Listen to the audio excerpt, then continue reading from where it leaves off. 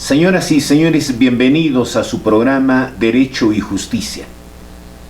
El tema que vamos a tratar el día de hoy se refiere a los límites del ius puniendi, esto es, a los límites de la facultad punitiva del Estado. Cuando las personas incurrimos en grave alteración a la paz y a la tranquilidad social, corresponde precisamente al Estado corregir la inconducta de las personas, imponiéndoles una sanción, imponiéndoles un castigo. Pero la pregunta es, si el Estado tiene el derecho de castigar, si el Estado tiene el derecho de penar, la pregunta es, ¿tiene el Estado en consecuencia límites a esa facultad punitiva, a esa facultad de castigar? De eso trata precisamente el tema que vamos a abordar en minutos más. Y la respuesta es muy clara. Si el Estado tiene el derecho de castigar, el Estado, en esa su facultad, en ese su derecho que tiene de castigar, tiene límites. ¿Y cuáles son los límites que se le impone al Estado a efectos de que esa su facultad no sea una facultad extralimitada? Los límites que le imponen precisamente al Estado a efectos de que no se extralimite en el ejercicio de sus funciones se llama precisamente principios. Son los principios en consecuencia los que le imponen los límites a la facultad punitiva del Estado. De eso vamos a hablar precisamente en estos minutos. Pero antes de poder desarrollar cuáles son los límites a la función punitiva del Estado, es preciso establecer que existen pues diferentes concepciones políticas en donde el Estado ejerce su facultad punitiva. Y la concepción política que seguimos nosotros en el Estado peruano es una concepción política denominada Estado social y democrático de derecho. Consiguientemente, nosotros tenemos tres características: el Estado social, el Estado democrático y el Estado de derecho. Y cada una de estas características está limitada por determinados principios. Lo que queremos dejar claramente establecido en consecuencia, que hay pues principios que limitan precisamente el Estado de derecho, hay principios que limitan el Estado social y hay principios que limitan el Estado democrático. ¿Y cuáles son esos principios? De eso nos vamos a ocupar precisamente en esta exposición. Es preciso, antes de abordar cuáles son estos principios que limitan la función o la facultad punitiva del Estado, es necesario establecer qué cosa es un Estado de derecho. El Estado de derecho, señores, impone el postulado de un sometimiento de la potestad punitiva al derecho. Esto es, cuando el Estado quiere castigar la inconducta de las personas, el Estado tiene que someter esa su función punitiva a los marcos establecidos por la ley y por la Constitución. No puede, en consecuencia, el Estado ejercer esa su facultad punitiva en la vigencia de un Estado de derecho. No podría ejercer esa su función punitiva al margen de los parámetros establecidos precisamente por la norma y en este caso de forma específica por la norma penal. ¿Y qué cosa significa Estado social? El Estado social sirve precisamente para legitimar la función de prevención en la medida en que sea necesario para proteger a la sociedad. Consiguientemente, las figuras jurídico-penales que el Estado nos da a través de su Congreso de la República, estas figuras jurídico-penales, estas normas penales, deben ser normas penales de prevención, con la finalidad de que las personas no incurran en la comisión de delitos. Y el Estado democrático obliga en lo posible a poner el derecho penal al servicio del ciudadano. Esto quiere decir que cuando el Estado nos da, por ejemplo, una norma de carácter penal, estableciendo una conducta como delito, tiene que tomar muy en cuenta la dignidad humana, la igualdad y la participación del ciudadano. Dicho en consecuencia estos aspectos de orden general, es necesario ahora desarrollar qué cosa es el principio de legalidad como exigencia del Estado de Derecho. Consiguientemente empezamos ahora a ingresar a la primera característica de esta sociedad, cuál es el Estado de Derecho. Y en la vigencia de un Estado de Derecho, uno de los principios que reina precisamente es el principio de legalidad. Y para desarrollar sobre el principio de legalidad es necesario establecer su origen y su sentido político. Pues bien, para esto nos vamos a ayudar del profesor Santiago Mir Puig, quien desarrolla ampliamente precisamente sobre este tema. En consecuencia, el principio de legalidad debemos de decir que está resumido en un aforismo latino que dice: nullum crimen, nulla poena sine lege. Esto es, no hay crimen, no hay pena sin ley previa. Expresión latina que ha sido enunciado por uno de los más grandes penalistas que hemos conocido precisamente en el siglo anterior. Me estoy refiriendo a von Feuerbach. Fue quien precisamente resumió el principio de legalidad en el aforismo latino que hemos dado a conocer. Y este principio de legalidad expresado en este aforismo latino se ha dado precisamente como consecuencia de la Revolución Francesa. Fueron precisamente los enciclopedistas del siglo XVIII quienes idearon y pergeniaron sobre el sentido precisamente de este principio de legalidad. Y luego lo hemos tenido establecido ya en el artículo 8 de la Declaración de los Derechos del Hombre del 26 de agosto de 1789. Y luego también ha sido positivizado en la Constitución del 3 de septiembre de 1791. Todo ello, repetimos, como consecuencia de la famosa Revolución Francesa. Por eso es que decimos que sólo a partir de la ideología liberal de la Revolución Francesa se concibe como una limitación al poder punitivo del Estado. Esto es, el principio de legalidad empieza en consecuencia a notar o a tener una vigencia decidida dentro del sistema jurídico en ese entonces de la Francia después de la Revolución.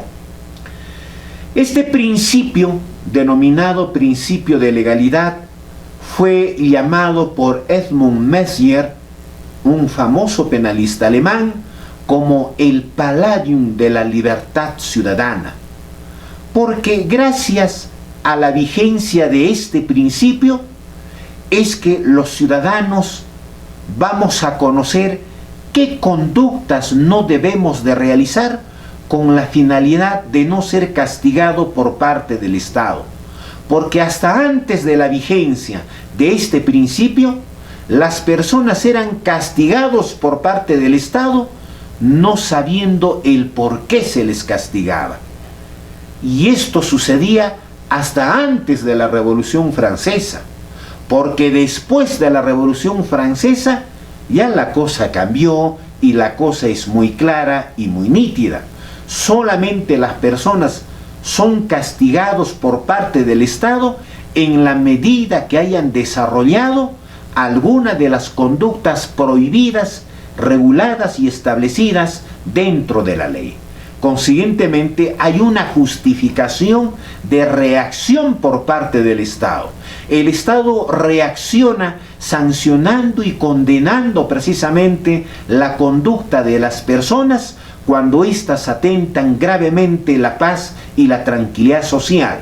Consiguientemente, debemos decir, el Estado sanciona determinadas conductas, pero previamente en una ley anterior le tiene que decir al ciudadano cuáles son las conductas que no debe de realizar.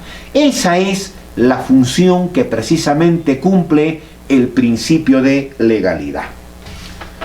Bien, nosotros tenemos entre manos esta extraordinaria obra del profesor César Beccaria, pues fue precisamente César Beccaria, en su libro Tratado de los Delitos y de las Penas, quien magistralmente traslada más que nadie el espíritu de la Ilustración al derecho penal, y escribiendo precisamente con bastante nitidez sobre lo que debe de entenderse del principio de legalidad.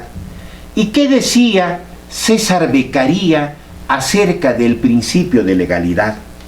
Decía lo siguiente: solo las leyes pueden decretar las penas de los delitos, y esta autoridad debe residir en el legislador, que representa toda la sociedad unida por el contrato social. Ningún magistrado que es parte de ella puede con justicia decretar a su voluntad penas contra otro individuo de la misma sociedad. Los jueces no pueden consiguientemente aumentar la pena establecida por las leyes, ni siquiera bajo el pretexto de celo o de bien público. Esto es lo que nos decía el profesor César Beccaria en su Tratado de los Delitos y de las Penas. Explicaremos a ver de forma sucinta. Cuando el maestro dice, solo las leyes pueden decretar las penas de los delitos, lo que nos está diciendo es que el Estado, para poder reaccionar imponiendo un castigo a las personas, el Estado previamente nos tiene que decir cuáles son las conductas que no tenemos que realizar. Y si es que realizamos estas conductas, cuál es la pena del cual vamos a ser merecedor por haber desarrollado esas conductas prohibidas. Consiguientemente, el maestro nos dice, esto tiene que estar establecido previamente dentro de una norma. Cuando el sujeto en consecuencia realiza esa conducta prohibida, regulada en la norma, entonces el Estado tiene el derecho legítimo de poder reaccionar en contra de esta persona, castigándolo precisamente por la conducta que ha realizado, imponiéndole un castigo. A eso se denomina precisamente principio de legalidad. Pero el maestro va un poquito más allá y nos dice que estas penas de los delitos deben estar autorizados o debe de residir, nos dice, en el legislador. O sea, en lo que hoy conocemos por el poder legislativo. Las penas de los delitos, o sea, los delitos y las penas, no pueden darse por una autoridad distinta que no sea precisamente el Congreso de la República. ¿Y por qué precisamente por el Congreso de la República? Porque en el Congreso de la República, como poder del Estado, están allí representados todos los sectores de la población. Están allí representados todas las regiones de nuestro país. Y cuando allí son sometidos precisamente a debate y a discusión alguna norma, pues el objeto materia de discusión y de debate no solamente se produce al interior del seno del Congreso de la República, sino incluso sale mucho más allá del seno del Congreso de la República. Y consiguientemente, las normas que ha de producir ese Congreso de la República serán normas aceptadas no solamente por quienes integran ese Congreso de la República, sino por la población en general. Si las normas penales se dieran a través de otras instituciones del Estado, serían poco debatibles, poco discutibles y conscientemente no conseguiríamos precisamente la aprobación de la población. Y esto es lo que precisamente el maestro César Beccaria nos trata de decir en su tratado de los delitos y las penas. Como complemento de la primera explicación que hicimos, nos dice el maestro de que esas normas penales deben de darse precisamente por el Congreso de la República. Esto es, debe de residir, nos dice, en el legislador. Y esto para nosotros es una garantía. Este principio de legalidad, señores, luego ha ido a inspirar a todas las legislaciones del mundo. Ha ido a inspirar las legislaciones de todos los países cultos del mundo. De tal manera, hoy los tenemos como principio que direcciona y orienta la dación de las normas y el castigo que se impone a través del Estado en claro respeto precisamente al principio de legalidad. En ese sentido, abordaremos ahora cuáles precisamente son las garantías del principio de legalidad. Se distinguen precisamente aspectos del principio de legalidad como los que a continuación vamos a enumerar. Primero, la primera garantía del principio de legalidad es la garantía criminal. La segunda garantía es una garantía penal. La tercera garantía es una garantía jurisdiccional y la cuarta garantía es una garantía de ejecución. Analizaremos ahora cada una de estas garantías. Cuando hablamos sobre la garantía criminal, estamos diciendo de que el Estado, para poder castigar una conducta, la conducta prohibida tiene que estar establecido previamente dentro de la norma, para que el Estado pueda reaccionar y castigar la inconducta realizada por la persona. Eso es lo que se conoce con el aforismo latino de nullum crimen sine lege, o sea, no hay crimen sin ley previa. Y cuando nosotros decimos nullum crimen, estamos diciendo que no hay crimen, pero hay que asimilarlo, el término crimen, como sinónimo de delito. Esto es, no hay delito sin ley previa.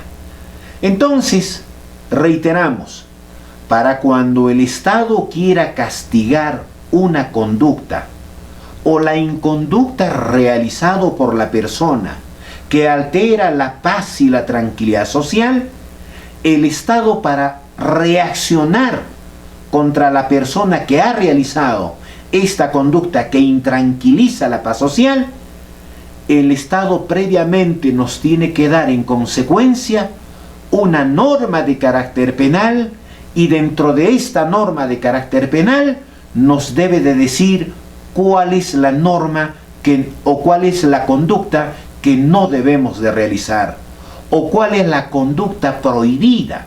Nos tiene que precisar, de tal manera que los ciudadanos estamos avisados, porque si vamos a realizar esa conducta prohibida, estamos avisados que el Estado va a reaccionar contra nosotros y consiguientemente nos ha de imponer una pena. A eso se le llama garantía criminal. Luego tenemos la garantía penal.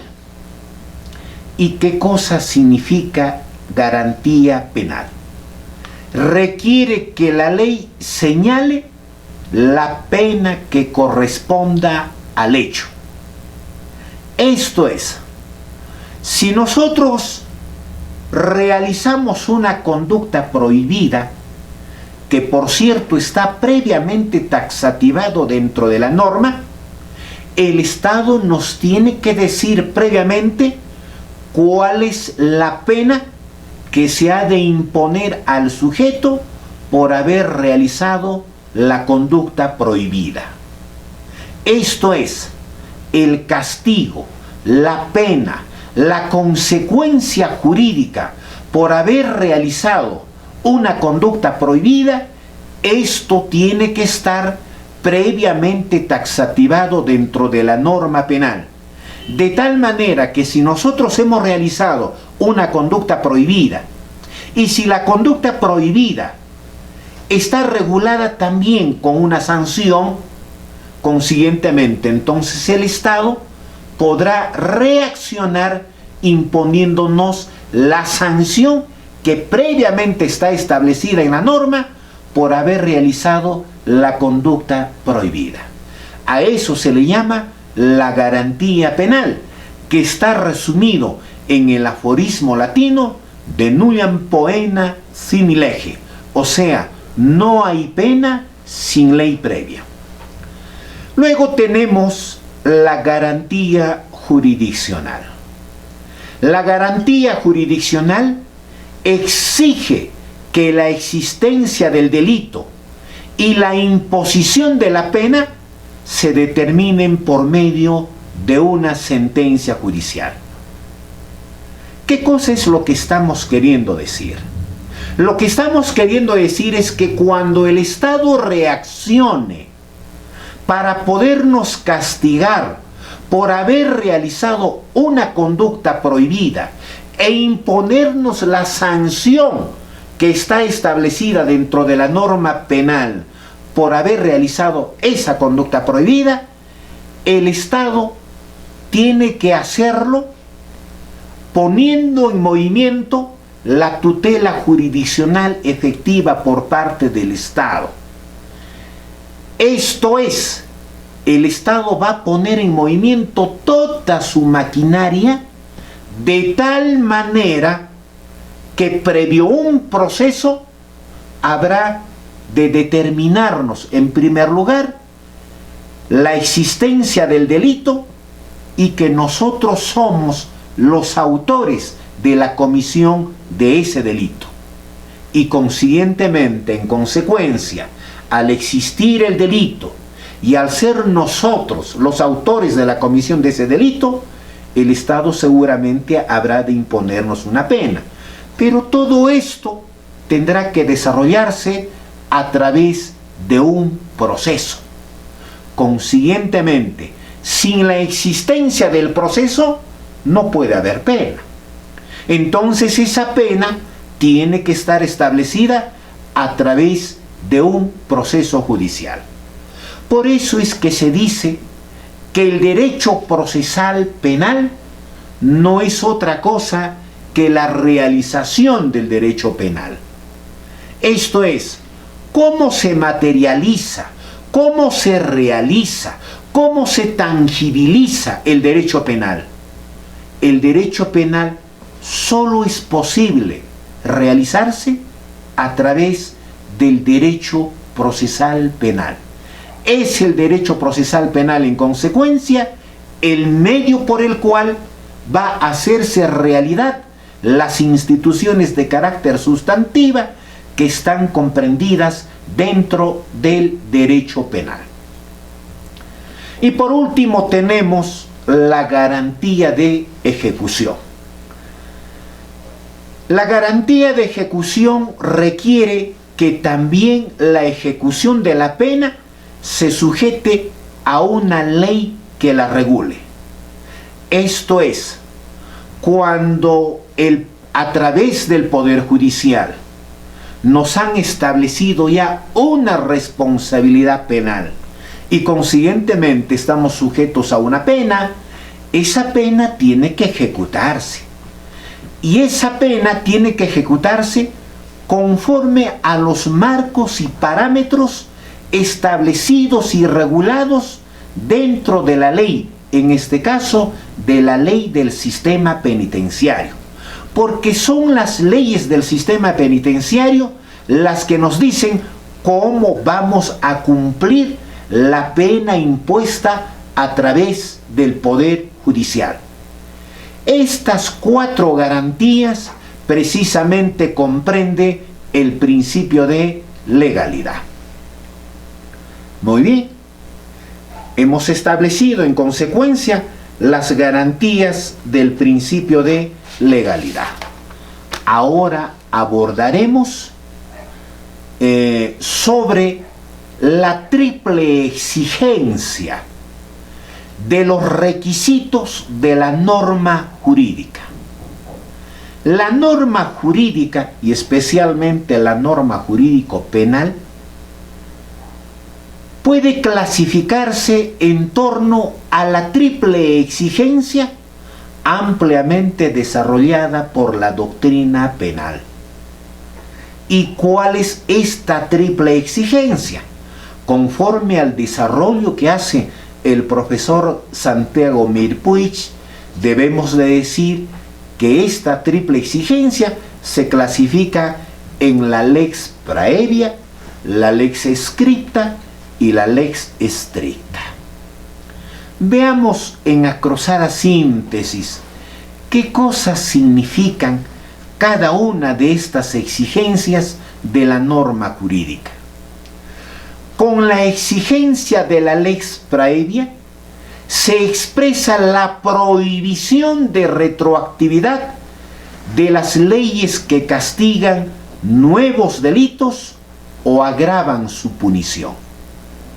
No está prohibido en consecuencia la retroactividad de las leyes más favorables al procesado.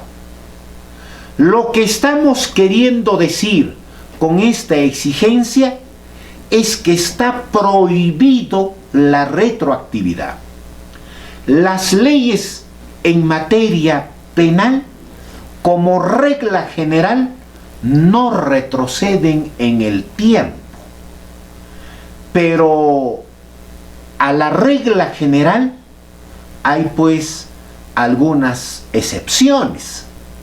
Y la excepción nos dicen que la ley penal sí retrocede en el tiempo en la medida de que esa ley le es favorable al procesado. Porque si la norma, la ley penal, no le es favorable al procesado, la ley no retrocede en el tiempo, porque la característica esencial de la ley penal es su irretroactividad, o sea, no se retrocede en el tiempo. Veamos, a ver, con algunos ejemplos de repente para poder esclarecer este tema. Si nosotros observamos un acontecimiento, por ejemplo, que se haya producido hace 5 años atrás, vamos a suponer, en donde se ha incurrido en la comisión de un delito. Pero a medida que ha ido pasando el tiempo, ¿no?, porque se ha ido desarrollando el proceso penal, resulta que después de la realización de la comisión del delito, se producen algunas modificaciones dentro de la ley penal, y estas modificaciones que se producen dentro de la ley penal le son favorables al procesado. Consiguientemente, la nueva ley, que no estuvo en vigencia en el momento en que se ha perpetrado la comisión del delito, esta nueva ley sí puede regular hechos anteriores precisamente a su dación. Esto es, si la nueva norma, por ejemplo, se ha dado 2 años o 3 años después de la realización del hecho delictual, la nueva norma puede retroceder en el tiempo para regular hechos y acontecimientos anteriores a la vigencia de la nueva norma. A esto se le llama la retroactividad benigna de la ley. La nueva ley, en consecuencia, va a retroceder en el tiempo, pero sola y únicamente en la medida de que le es favorable al procesado. Esta es la primera exigencia de la norma jurídica, la lex praevia. Luego tenemos la ley lex scripta.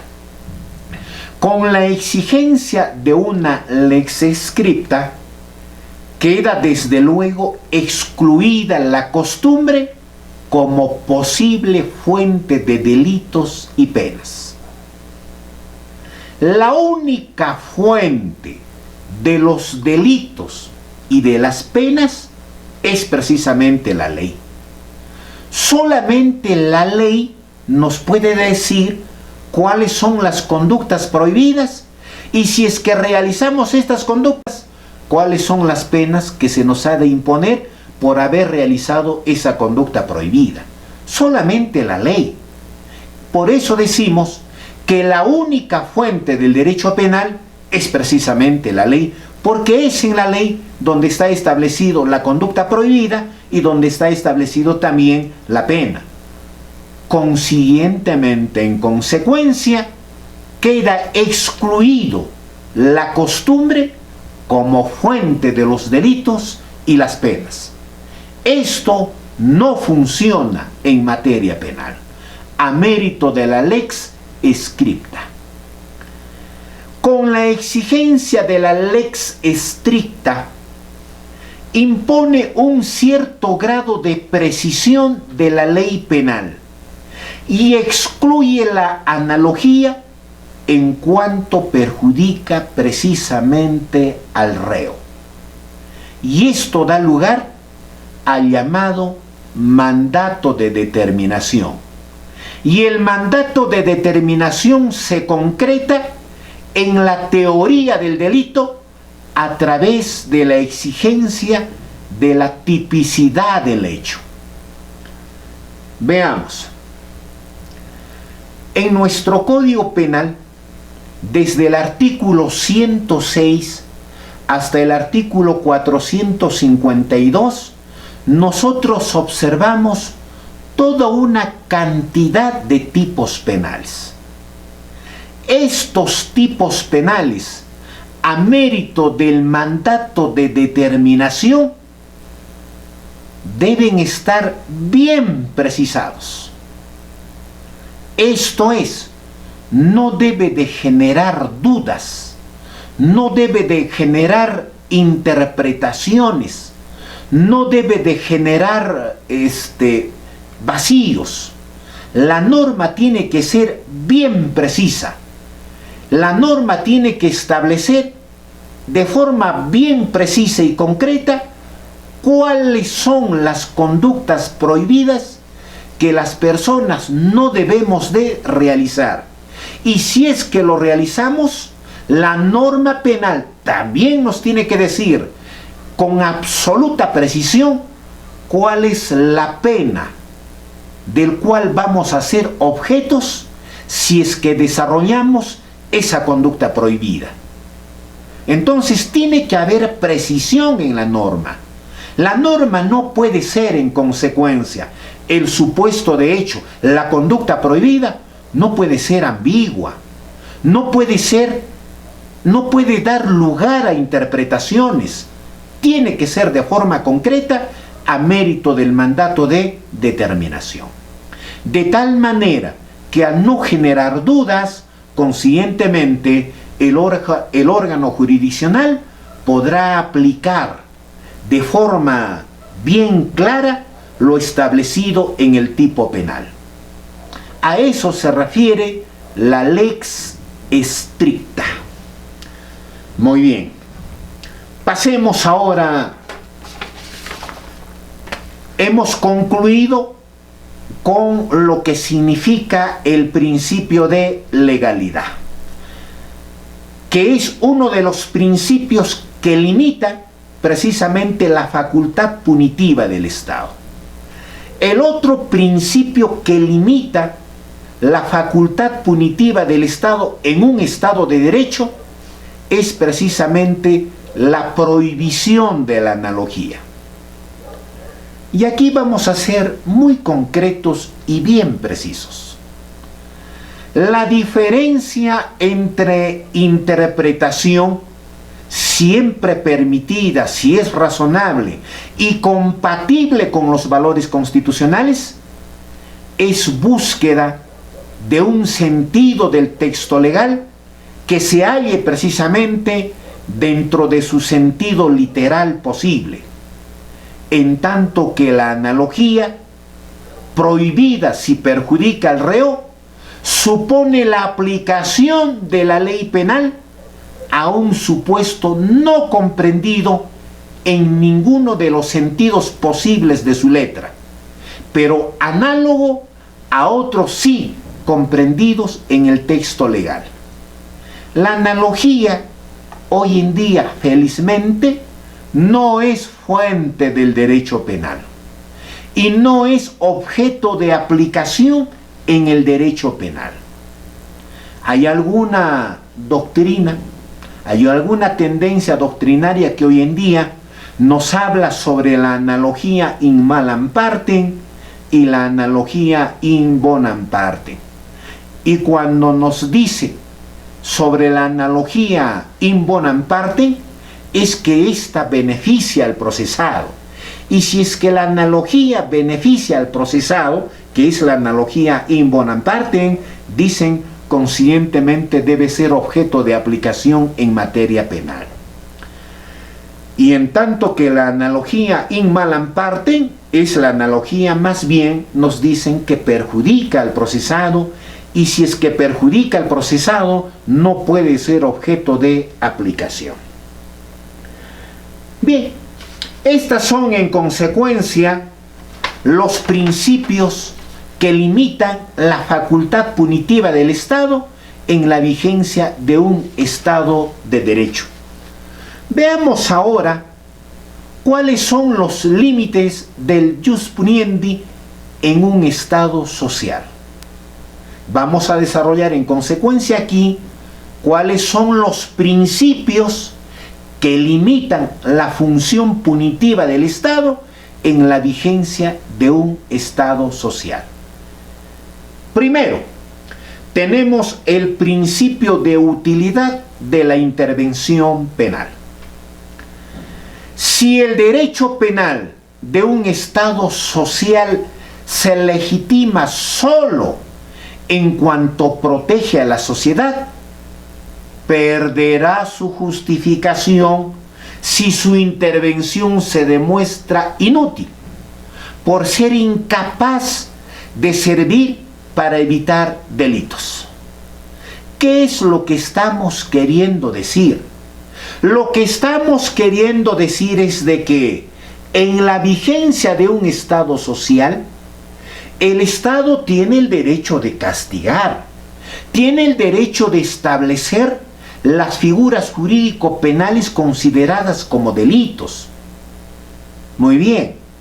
Y si el Estado regula a través de una norma penal y nos crea una figura jurídico-penal como delito, y si esta figura jurídico-penal como delito no nos resuelve el problema de la inseguridad, no nos resuelve el problema de la delincuencia, significa en consecuencia que esa figura jurídico-penal que nos ha entregado el Estado resulta totalmente inútil.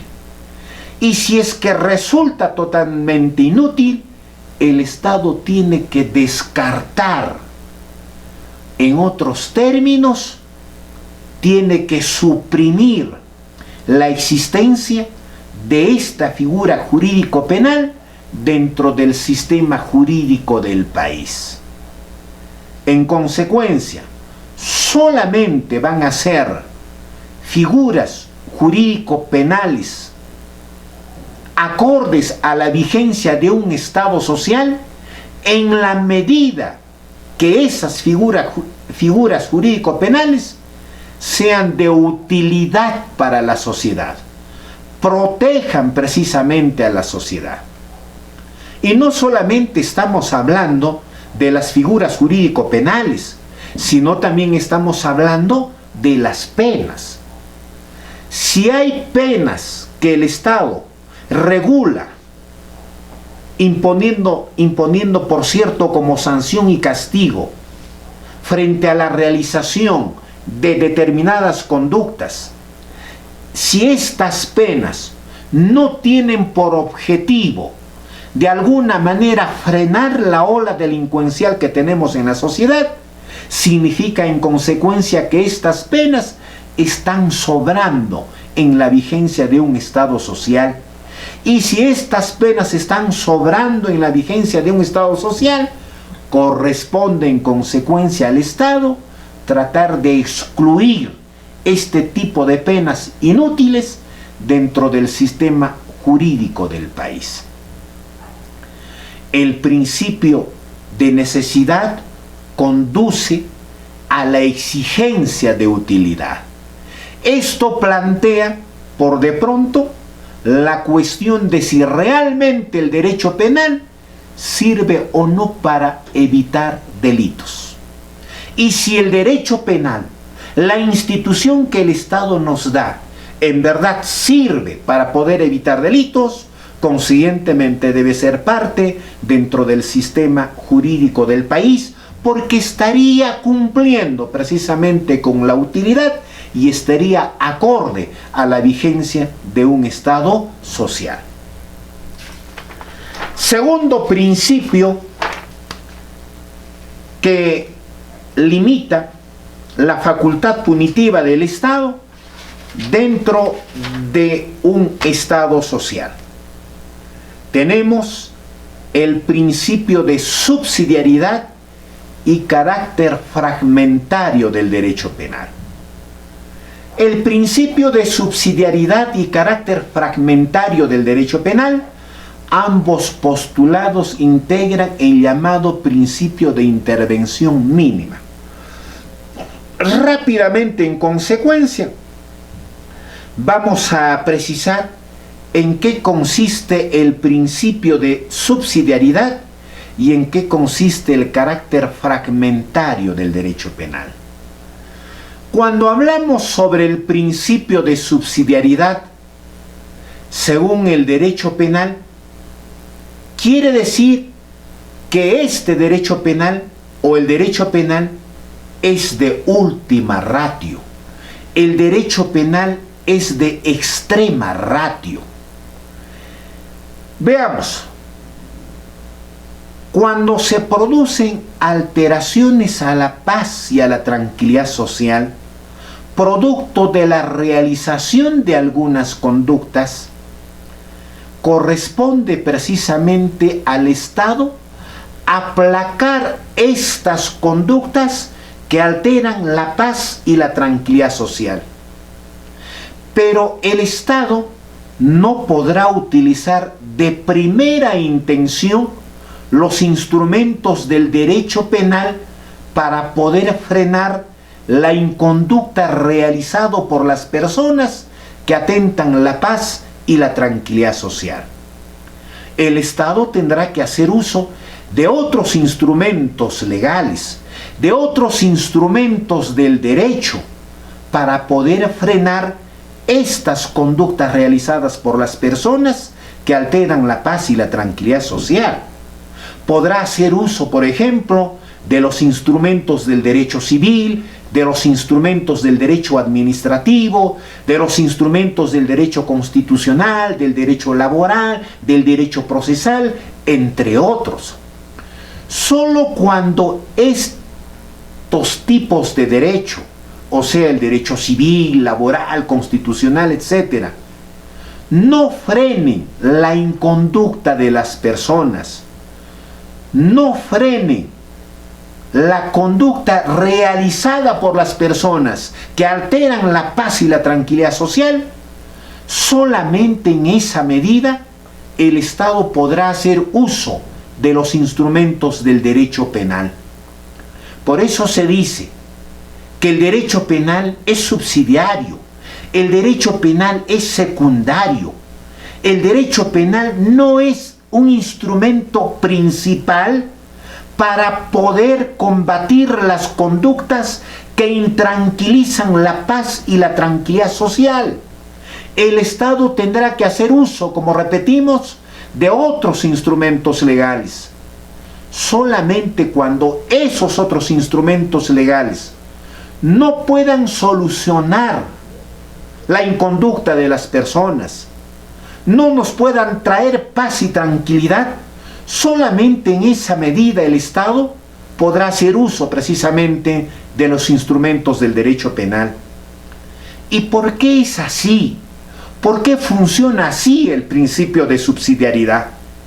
Funciona así porque el derecho penal alberga dentro de su seno penas como, por ejemplo, las penas privativas de libertad, que son la peor forma de poder castigar al ser humano. Por eso es que no se puede utilizar el derecho penal de primera intención para resolver los conflictos que se suceden dentro de la sociedad. Por eso decimos que el derecho penal es de última ratio. Por eso decimos que el derecho penal es de extrema ratio. Y cuando decimos y hablamos del carácter fragmentario del derecho penal, estamos diciendo de que se producen alteraciones a la paz y a la tranquilidad social, pero hay conductas que afectan mínimamente a esa paz y a esa tranquilidad social, como también hay conductas que alteran gravemente a la paz y a la tranquilidad social. Entonces, cuando hablamos del carácter fragmentario del derecho penal, el Estado no podrá utilizar los instrumentos del derecho penal para poder castigar todas las conductas que intranquilicen a la sociedad. Solamente el Estado podrá utilizar el derecho penal para hacerle frente a las conductas que más gravemente afecten la paz y la tranquilidad social. Entonces, no frente a cualquier conducta le vamos a imponer como remedio el derecho penal, solamente a las conductas que más daño causen a las buenas relaciones entre las personas, a esa paz y a esa tranquilidad social. A eso se le llama el carácter fragmentario del derecho penal. Concluimos diciendo que el principio de subsidiariedad y el carácter fragmentario del derecho penal, como ya lo hemos precisado, se le llama a estos como el principio de intervención mínima por parte del Estado. Abordaremos ahora el tercer principio que frena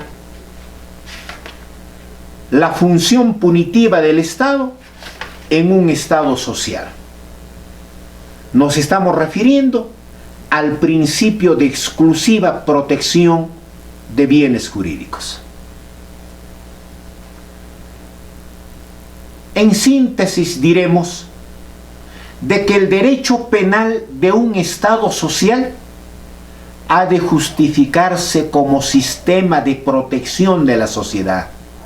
Los intereses sociales que por su importancia pueden merecer la protección del derecho se denominan precisamente bienes jurídicos.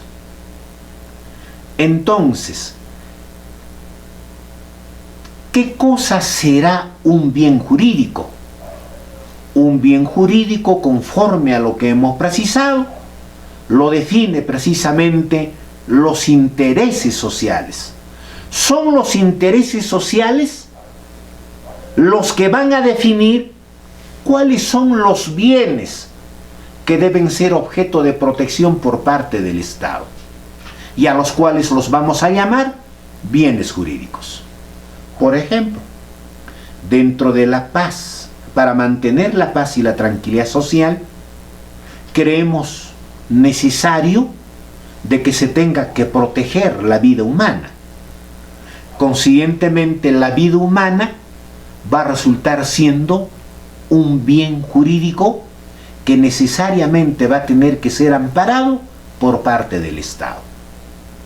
Entonces, un Estado social y democrático de derecho solo deberá amparar como bienes jurídicos condiciones de la vida social, en la medida en que la afecten a las posibilidades de participación de individuos en el sistema social. Y para que dichos bienes jurídicos merezcan ser protegidos penalmente y considerarse bienes jurídicos penales, será preciso que tengan una importancia fundamental dentro de los intereses sociales.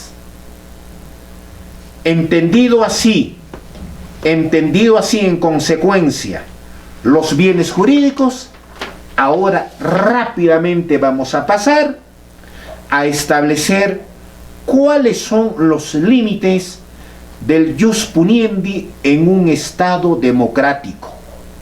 ¿Cuáles son en consecuencia los principios que limitan la facultad punitiva del Estado en un Estado democrático? Primero, el principio de humanidad de las penas. El principio de humanidad de las penas fue un punto central del programa de la Ilustración que concretó especialmente César Beccaria allá en 1764, y lo tenemos nosotros anotado en su libro sobre el Tratado de los Delitos y las Penas. Haciendo un poco de historia, diremos de que las penas que antes se imponía por parte del Estado generalmente eran las penas de muerte y los castigos corporales. Pero la humanidad ha ido humanizando paulatinamente las penas, y de un sistema de castigo que era la pena de muerte o los castigos corporales, hemos ido pasando ahora a las penas privativas de libertad como castigo a las personas que incurren en la comisión de delitos. Pero hoy en día se habla de que ojalá se deje para tiempos atrás esta forma de castigos, cual es la pena privativa de libertad, porque hoy en día estamos hablando de las penas de multa, incluso de la suspensión del cumplimiento de las penas, o incluso en algunas oportunidades sobre la renuncia a toda pena. Se realizó no hace mucho tiempo un congreso de profesores de derecho penal, y una de las conclusiones a las cuales se ha arribado es precisamente de que debe de haber un límite a la privación de la libertad de las personas como penas o como castigos. Y este límite es precisamente los 15 años. Por eso se exhorta a los países, a los gobernantes y a los estados del mundo con la finalidad de que las penas que han de establecer a los diferentes delitos que en ellas se legisle no deben ser estas superiores a los 15 años. Hoy en día las cárceles tienen que garantizar unas condiciones de humanidad mínimas, como así lo exige, por ejemplo, la Organización de las Naciones Unidas. Sin embargo, hoy en día, diremos nosotros, cuán alejados están estas recomendaciones de las Naciones Unidas, porque nuestras cárceles no guardan precisamente estas condiciones mínimas de humanidad. Muy bien, pasamos ahora al siguiente principio. Principio de culpabilidad. Cuando hablemos del principio de culpabilidad, tenemos que hablar de 4 subprincipios. Estamos hablando del principio de personalidad, del principio de responsabilidad por el hecho, del principio de dolo o culpa y del principio de imputación personal. Rápidamente, en consecuencia, ¿qué entendemos por el principio de personalidad?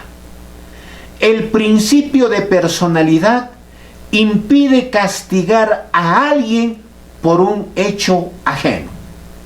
¿Esto qué quiere decir? De que están prohibidas las responsabilidades de carácter colectivo como que existía antes, porque no solamente se castigaba al sujeto activo del acto criminal, no solamente se castigaba a la persona que había realizado la comisión del delito, sino a toda la familia, incluso a toda la comunidad. Hoy en día, gracias al principio de personalidad, solamente van a ser sujeto de castigos las personas que han realizado la comisión del delito. ¿Qué entendemos por el principio de responsabilidad por el hecho? Cuando hablamos del principio de responsabilidad por el hecho, estamos diciendo que el Estado solamente puede reaccionar respecto del hecho o del acto cometido por la persona. Conscientemente, no se puede castigar por el carácter o el modo de ser de la persona. Por eso es que hoy en día está proscrito en la vigencia de un Estado democrático el imperio del derecho penal de autor, porque el derecho penal de autor castiga el carácter y el modo de ser de la persona. Esto es incompatible con la vigencia de un Estado democrático, porque en la vigencia de este Estado democrático lo que funciona es el derecho penal de hecho o el derecho penal de acto, y el Estado solamente puede castigar por el acto realizado por la persona. Ya la historia nos ha demostrado cuán peligroso es castigar por el carácter y el modo de ser de la persona. Realidades que lo hemos visto, por ejemplo, en la Alemania de Adolf Hitler de 1940 a 1945, ya que por el solo hecho de no pertenecer a la raza aria, esto es, no medir 1,70 m, no tener tez blanca, cabellos rubios o cuerpo atlético, ya esa sola característica del sujeto era sujeto de punición por parte del Estado. Y nosotros hemos visto cómo es que el Estado ha reaccionado, llevándolo, por ejemplo, a estas personas que no cumplían precisamente estas características, llevándolos precisamente a los campos de concentración. Por eso es muy peligroso hablar hoy en día de un derecho penal de autor, como que un gran maestro del derecho penal pretende introducir, especialmente en democracias poco fortalecidas, en países como América Latina. Este tema merece un amplio tratamiento que seguramente en otras ediciones comentaremos sobre este extremo. ¿Qué entendemos ahora por el principio de dolo o culpa? Muy bien. Antes se castigaba solamente el resultado producido por el agente. Las modificaciones que se producían en el mundo exterior debían ser materia de castigo hacia el sujeto activo del acto criminal. Pero gracias al principio de dolo o culpa, ahora es que están proscritas las responsabilidades de carácter objetivo. Esto es, se debe de imputar como responsable a una persona no solamente por haber cumplido esta responsabilidad de carácter objetiva, sino también tiene que existir una responsabilidad de carácter subjetiva. Esto es, para hacerle responsable a una persona, tiene que cumplir la vertiente objetiva y la vertiente subjetiva del tipo penal. En tanto cumpla estas dos vertientes, lo haremos responsable de los hechos que haya realizado. Antes del pronunciamiento, antes del gran aporte que hiciera el profesor Hans Belzel, pues solamente eran exigibles la vertiente objetiva para decir que una conducta debe ser punible. Pero gracias al maestro ahora entendemos de que deben de existir tanto la vertiente objetiva y subjetiva del tipo penal para poder establecer si una conducta constituye o no delito y consiguientemente sujeto de punición. Y por último tenemos el principio de la imputación personal. El principio de la imputación personal impide castigar con una pena al autor de un hecho antijurídico que no alcance unas determinadas condiciones psíquicas que permitan precisamente su acceso normal a la prohibición infringida. Esto es, para que una persona sea sujeto de pena, sujeto de castigo, tienen que haber determinadas condiciones psíquicas. ¿Qué cosa significa ello? Que el sujeto debe ser mayor de edad o que el sujeto mentalmente se encuentre en perfecto estado de salud. En tanto no cumplan en consecuencia estas dos condiciones, no podríamos hablar del principio de imputación personal. Tercer principio que limita la función punitiva del Estado en un Estado democrático: el principio de proporcionalidad. En acrosada síntesis diremos lo siguiente: dos son los aspectos o exigencias que hay que distinguir en el principio de proporcionalidad de las penas. Por una parte, la necesidad misma de que la pena sea proporcionada al delito. y por otra parte, la exigencia de que la medida de la proporcionalidad se establezca en base a la importancia social del hecho. Esto es, si una conducta causa gravemente la intranquilidad social, entonces la pena será mayor. Pero si una conducta intranquiliza, no muy nocivamente, el aspecto social, consiguientemente la pena será mínima. Entonces el legislador tendrá que hacer uso de forma correcta el principio de proporcionalidad a efectos de establecer la pena a cada uno de los delitos. No es posible, por ejemplo, que hoy en día encontremos dentro de la normatividad penal cómo es que hay algunos delitos que causan gravemente la paz y la tranquilidad social, pero cuyas penas son mínimas, en tanto que hay otros delitos que no causan gravemente o intranquilizan gravemente la paz y la tranquilidad social, pero sin embargo las penas son totalmente altas.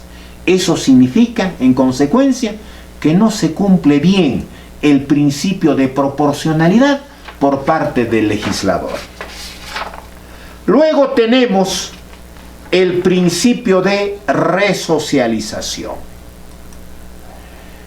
Cuando hablamos sobre el principio de resocialización, debemos de decir de que las cárceles no pueden servir como instrumentos de castigo al delincuente.